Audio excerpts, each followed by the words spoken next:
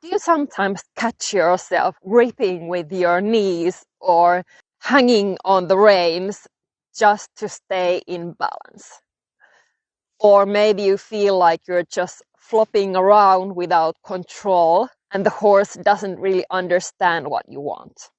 In this video, I'm going to teach you how to build an independent seat and a good riding position, because that's really the foundation of good riding.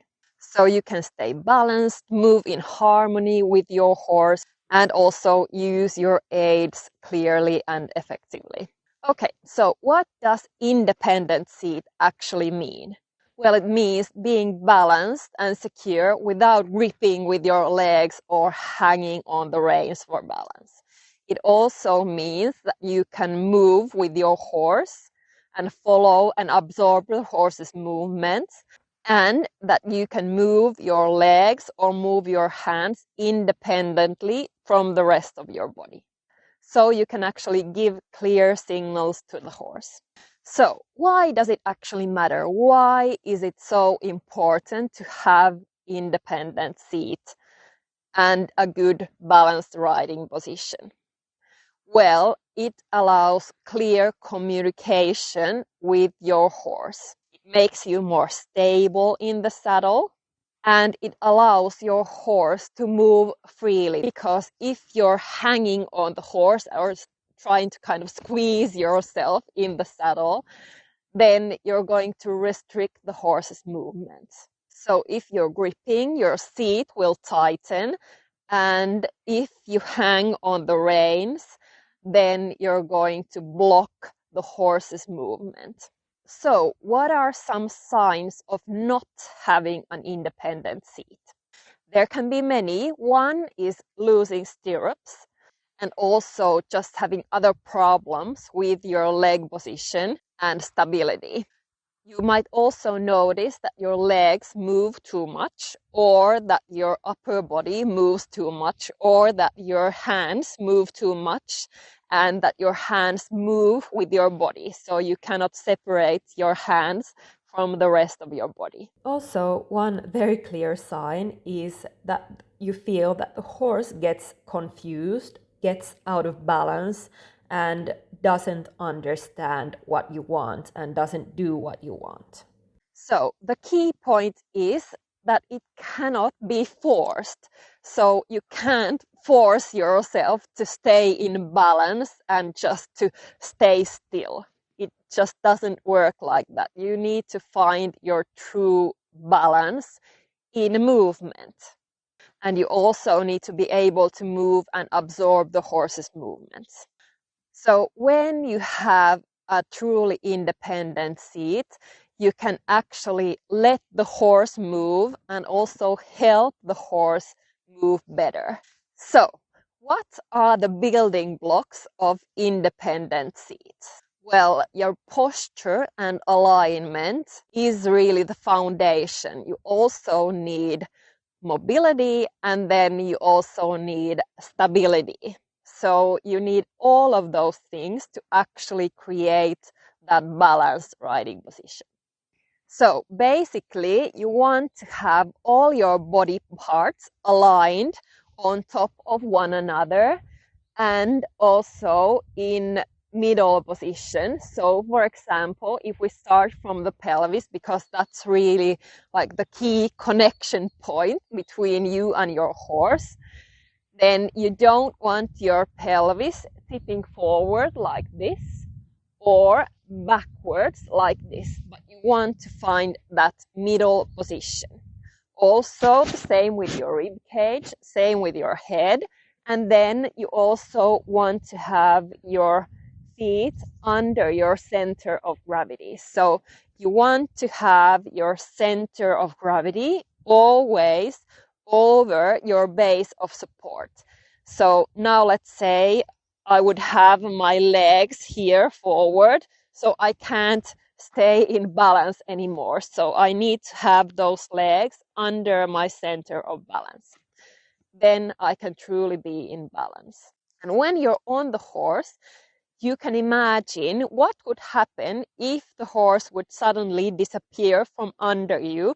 Would you land in balance on the ground, or would you fall on your face, or would you fall on your back? And then you'll also need core stability. So your core muscles, those postural muscles, need to be functioning correctly and need to be engaged and need to be strong enough to really support your position. So the horse's movement creates lots of forces that act on our body, and your core muscles help resist those forces and stabilize your body. If your core muscles and those postural muscles are not functioning correctly, you're going to be very unstable and out of balance, and there's just going to be too much movement. And then what often happens is that riders try to kind of brace with their muscles, which creates tension and rigidity. And then that's going to cause the rider to bounce and to be even more unbalanced.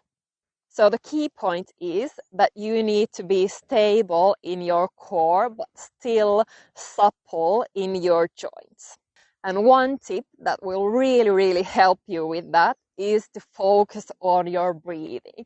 Because often when we're riding, we're not really breathing correctly, and the breathing can become very shallow, and quite often riders also hold their breath. So just focusing on those deep, slow breaths can really help with your overall position and relaxation, as well as stability also. And then, of course, mobility. So if you don't have enough mobility, especially in your pelvic area, then you cannot really follow the horse's movement and absorb the horse's movements. And it's not just the pelvis, but also your other joints. So your spine, your knees, and your ankles need to be supple as well. If even one part is restricted, that's going to affect the rest of your body. And then when you can actually move with the horse, absorb the horse's movement, and your core and seat are stable, then your legs and your hands can act independently from the rest of your body.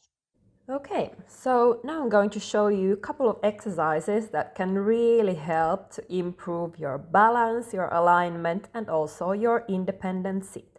So the first one is standing on stirrups, and of course start first just in halt and then do it at walk, and then you can progress to doing it at the trot. And what is very important is that you don't balance yourself from the reins. So keep your hands soft. You can of course support your hands on the horse's neck. So it's very important that you don't pull on the reins, but you find your balance.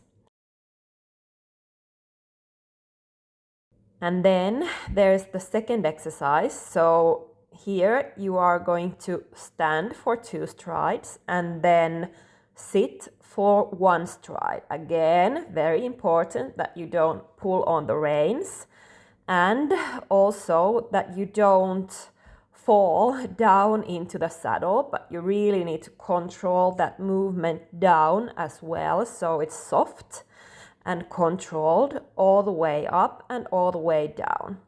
And this is actually a very challenging exercise. So I find that even more experienced riders really struggle with this sometimes. So it's such a good exercise to do, for example, when you're warming up. So just to check your balance. Also, you could do these exercises by asking someone to lunge you. So riding on the lunge can be very beneficial. So then you don't have to worry about steering the horse. So you can do these balance exercises, other exercises as well. So I might do another video about more exercises you can do on the horse to improve your balance and your alignment. So next, let's look at some exercises and things you can do off the horse. So like I said, finding your alignment is the key, and this is something you can practice both on the horse and off the horse, and really focus on improving your position and also paying attention to your postural habits in your day-to-day life. And here's an exercise you can try off the horse. So first, just find good posture. And now see what happens when you just lift your hands up. Can you just lift your hands, or does something happen also in your body? And now really try to keep your body and your torso stable and just move your hands. And you can move one hand or both hands. And also you can do it with your legs. So this is a little bit more difficult. Now stand on one leg. So you actually need to find balance. Keep your core very stable. Keep this hip stable. And then you're just going to move this one leg. Forward, back, sideways. Or do just this little circle.